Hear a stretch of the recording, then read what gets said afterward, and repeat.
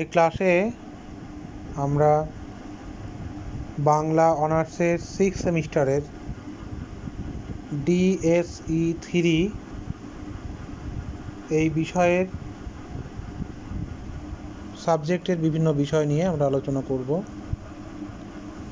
আজকে আমাদের আলোচনার বিষয় মেবার পতন নাটক নিয়ে, এবং পরপর কয়েকটি ক্লাসে মেবার পতন নাটকগুলোর এক একটি বিষয় নিয়ে আমরা আলোচনা করব। আজকে যে বিষয়টি নিয়ে আলোচনা করতে যাচ্ছি সেটি হচ্ছে মেবার পতন নাটক, নাটককে ঐতিহাসিক নাটক বলা যায় কিনা, বা মেবার পতন নাটক কতটা ঐতিহাসিক নাটকের শিল্পগুণ সমৃদ্ধ হয়ে উঠেছে সেই বিষয়টি নিয়ে। ইতিহাস শব্দের যদি আমরা আবিধানিক অর্থ ধরি তাহলে হচ্ছে কাহিনী। এই কাহিনী মানুষের ব্যক্তিগত কাহিনী নয়, এই কাহিনী হচ্ছে সমষ্টিগত কাহিনী, এবং এই কাহিনীতে মূলত যা ঘটে গেছে অর্থাৎ অতীতের বিবরণ দেওয়া হয়ে থাকে। কিন্তু সাহিত্যের ক্ষেত্রে নাটকের উদ্দেশ্য বিশেষকে অবলম্বন করে যা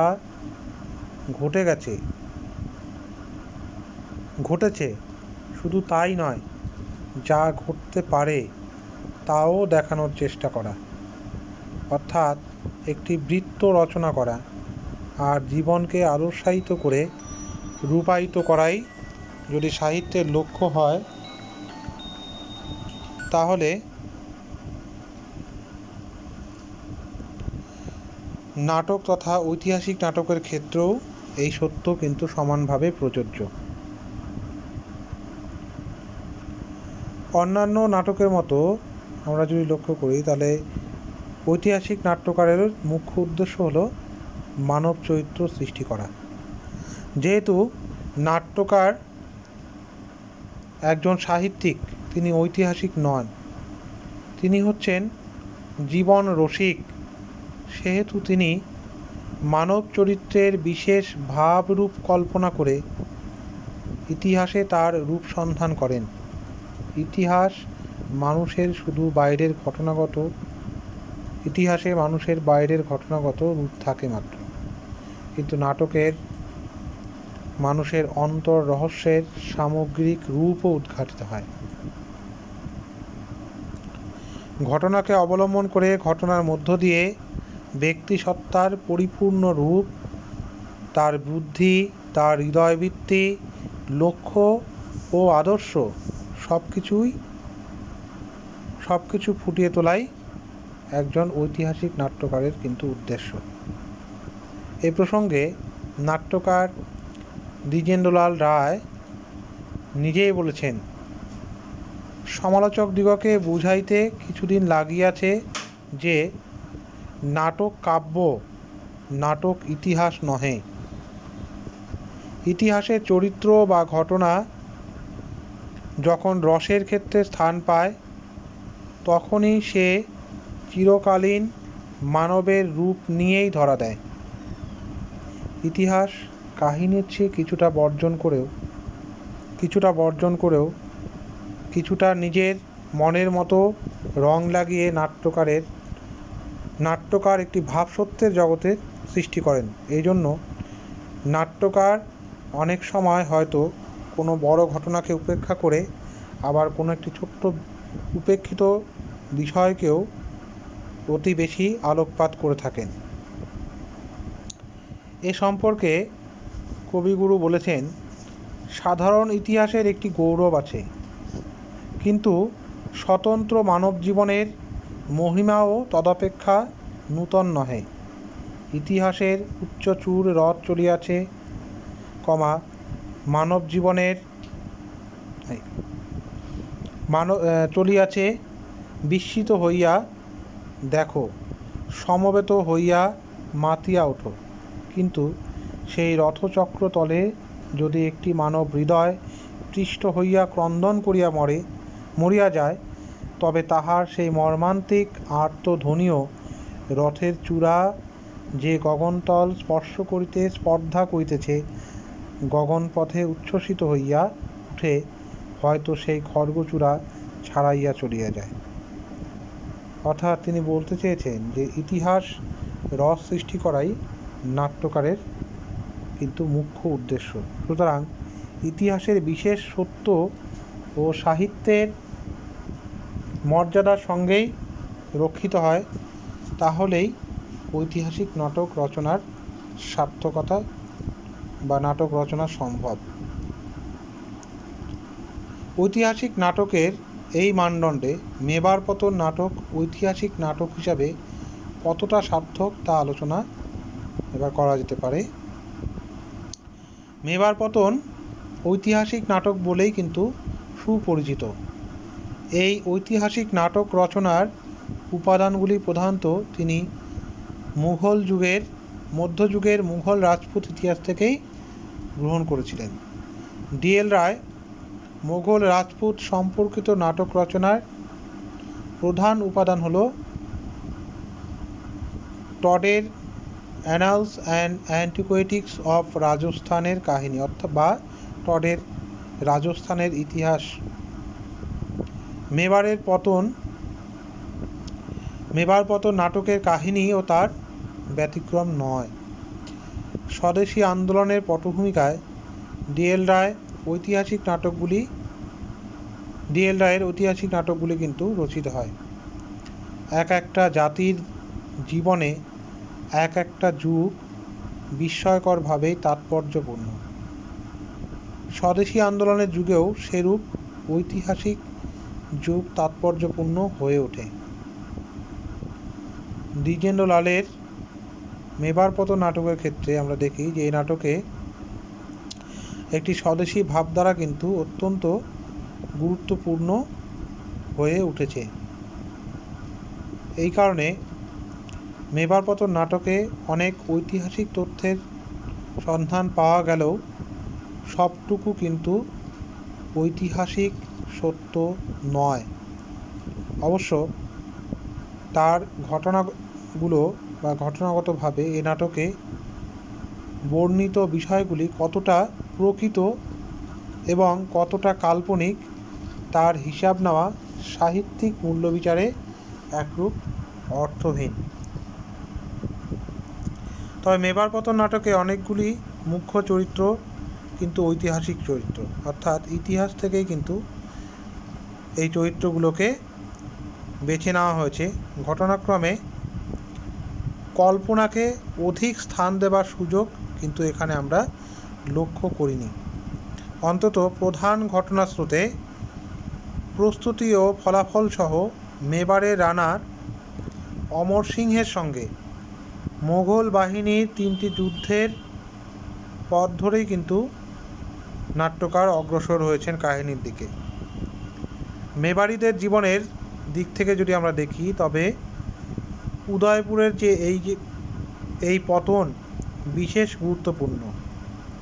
খাঁটি ঐতিহাসিক নাটকের রস পরিবেশনের সুযোগ তাই মেবার পতন নাটকে নাট্যকার লাভ করেছিলেন, কিন্তু নাট্যকারের অতি উচ্ছ্বাস এবং অতি নাটকীয়তা এবং জাতীয়তা বোধ ব্যতীত একটা বিপুল শক্তিধর জাতির বিশিষ্ট জীবন রস বা পতনকালীন আত্মদীর্ণ হাহাকার এই নাটকের দর্শক কিংবা পাঠক সমাজ লাভ করেনি। মেবার পতনের ইতিহাসের যে খণ্ডাবশেষকে আমরা আমাদের সামনে হাজির করে মেবার পতন আমাদের সামনে হাজির করে, তাতে একটা ভাবপ্রবণ এবং নাট্যকারের বক্তব্য সর্বস্ব এবং স্বপ্নপ্রাণ জাতির কথাই কিন্তু মনে আসে। আবেগ কল্পিত বক্তৃতার স্রোতে প্রায়ই কিন্তু তাদের অন্তঃসার শূন্যতা সম্পর্কে আমাদের একটি ধারণা জন্মে বা তার অন্তঃসার শূন্যতা সম্পর্কে আমরা কিন্তু ওয়াকিবহল হয়ে পড়ি।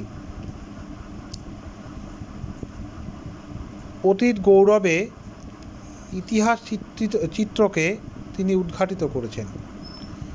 দেশের বর্তমান দুরবস্থার কথা স্মরণ করিয়ে দিয়েছেন। কিন্তু এখানেই শেষ নয়। আশাবাদীর নাট্যকারের কণ্ঠে এক স্বর্ণোজ্জ্বল ভবিষ্যতের প্রত্যাশাও কিন্তু উদ্দীপ্ত হয়ে উঠেছে বা প্রদীপ্ত হয়ে উঠেছে। ডিএল রায় রাজপুত গৌরবের অতীতের ছবি ফুটিয়েছেন। এখানে অনেক দেশপ্রেমমূলক গান রাজপুত নরনারীদের কণ্ঠে কিন্তু উচ্চারিত হয়েছে। আসলে তিনি রাজপুত জাতির অতীত গরিমার ভিতর দিয়ে নিজেদের কথাই বলেছেন। এই পরিপ্রেক্ষিতে আমাদের বিচার করে দেখতে হবে যে মেবার পতনকে কতদূর ঐতিহাসিক মর্যাদা দেওয়া যায়। বঙ্গভঙ্গ আন্দোলনের ফলে জাতীয় জীবনের জাগরণের মন্ত্র শোনাতে পরাধীন দেশের কবি নাট্যকার অতীত কাহিনীর আবরণ গ্রহণ করেছেন। মেবার পতনও কিন্তু সেই উগ্র স্বাদেশিকতার মন্ত্রেই উদ্বুদ্ধ। দেশপ্রেমের আদর্শে নাট্যকার এখানে সাম্প্রদায়িক সম্প্রীতি অর্থাৎ হিন্দু মুসলমান বিভেদের কথাকে কিন্তু বিশেষ করে তুলে ধরেছেন। এটা ইতিহাসের কিন্তু কথা নয়, এটা নাট্যকারের একেবারে ব্যক্তিগত বিষয়। নাট্যকারের সাময়িক কালের স্বাদেশিকতার সত্য থেকে একেবারে উদ্ভূত ফলে নাটকের মেবারের যে বিপর্যয়ের চেয়েও এখানে বড় হয়ে উঠেছে তার স্বদেশ প্রেম, তার আশার বাণী, তার মানুষ হওয়ার বাণী, তার সম্প্রীতির বাণী। সুতরাং ইতিহাসের উপাদান নিয়ে নাট্যকার এক আদর্শের প্রচার করেছেন মাত্র। মেবার পতন ঐতিহাসিক রস সৃজনে কতটা সফল হয়েছে সে ব্যাপারে দেখা যায়। এক্ষেত্রে বলতে হয় যে ঐতিহাসিক রস সৃজনই যদি ঐতিহাসিক নাটকের লক্ষ্য হয় বা বৈশিষ্ট্য হয়, তবে এক্ষেত্রে কিন্তু তিনি অনেকাংশেই ব্যর্থ হয়েছেন। কারণ একটা জাতির যুগ জীবনের সত্যে পৌঁছতে হলে নাট্যকারকে ভাবাবেগের সঙ্গে বুদ্ধিদীপ্ত অনুপ্রবেশ ক্ষমতার যে পরিমাণ চর্চা করতে হয়, ভাববস্তুর থেকে রস নিষ্কাশনে যে নিপুণতার অধিকারী হতে হয় এবং যে সংযত চিত্তবৃত্তি নিয়ে লেখনী ধারণ করতে হয়, দ্বিজেন্দ্রলালের মেবার পতনে সেই বৈশিষ্ট্য কিন্তু একেবারেই দুর্লভ। দ্বিতীয়ত, জাতীয়তাবোধ তথা মানব মৈত্রী প্রভৃতি সাম্প্রতিক রাজনীতির প্রচার প্রবণতার আধিক্য মধ্যযুগীয় জীবন রূপ প্রকাশে বড় বাধা হয়ে দাঁড়িয়েছে। অর্থাৎ ইতিহাসের যে যুগ জীবন সেটির প্রকাশ, ঐতিহাসিক নাটকের যে যুগ জীবন বা ইতিহাসের যে যুগ জীবন তা কিন্তু প্রকাশে নাট্যকার অনেকাংশেই ব্যর্থ হয়েছেন। তার উগ্র জাতীয়তাবোধ, মানব মৈত্রীর এবং আধুনিক রাজনীতির অনুপ্রবেশের ফলে এমনটি কিন্তু ঘটেছে। তৃতীয়ত, সামগ্রিকভাবে যদি আমরা এই নাটকের সাহিত্য মূল্যের কথা বলি, তবে সাহিত্য মূল্য একেবারেই খুব বেশি উৎকর্ষিত বা উৎকর্ষ পর্যায়ে বা উন্নত পর্যায়ে কিন্তু পৌঁছায়নি। তার মধ্যে ঐতিহাসিক রসের ন্যায় অত্যন্ত জটিল এবং অভিনব আস্বাদ কিন্তু আমরা প্রত্যাশা করতে পারিনি বা আমরা পাইনি। এবং সবশেষে বলতে হয় যে মেবার পতন নাটক ঐতিহাসিক কাহিনী নিয়ে রচিত হলেও তাতে ঐতিহাসিক চরিত্রের সমাবেশ থাকলেও কল্পনার জায়গা বা কল্পনার বিষয় থাকলেও শেষ পর্যন্ত কিন্তু সেটি সার্থক ঐতিহাসিক নাটক হয়ে উঠতে পারেনি। ঐতিহাসিক নাটকের অনেকগুলি লক্ষণ সেখানে রয়েছে, আমরা এটা বলতে পারি, কিন্তু অনেক জায়গায় কিন্তু তিনি ঐতিহাসিক নাটকের যে মূল লক্ষ্য ইতিহাস বা ঐতিহাসিক রস সৃজন, নাট্য রস সৃজন, সেখানে কিন্তু তিনি অনেকটাই ব্যর্থ হয়েছেন। এবং তার যে উগ্র স্বদেশিকতা বা স্বদেশিক মনোভাব এবং তোমার সাম্প্রদায়িক সম্প্রীতির বাণী প্রচার, এর মধ্য দিয়ে কিন্তু মেবার পতন নাটক তার ঐতিহাসিক নাটক হিসাবে তার প্রতিষ্ঠার ক্ষেত্রে বাধা হয়ে দাঁড়িয়েছে।